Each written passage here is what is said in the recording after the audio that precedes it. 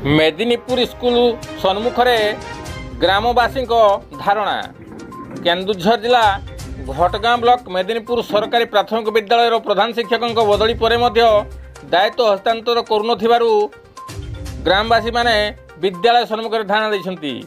विद्यालय छात्र छात्री मानक निम्नमान खाद्य और कंचा अंडा दिया नहीं अगस्ट 29 तारिख में उत्तेजना प्रकाश पाया प्रधान शिक्षक कुलमणि सेठी को अन्यत्र बदली कराइथिला।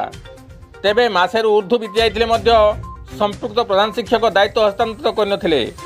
फल विद्यालय मध्याह्न भोजन में बहु असुविधा परिलक्षित होउछि। एपरिक मध्याह्न भोजन चलवा दुकान बाकी होइतिबा ग्रामवासी माने कहिसंती। एही समस्या नहीं बारंबार घटगाँ गोष्ठी शिक्षा अधिकारी को जणाइथिले कौन सुफल मिलना।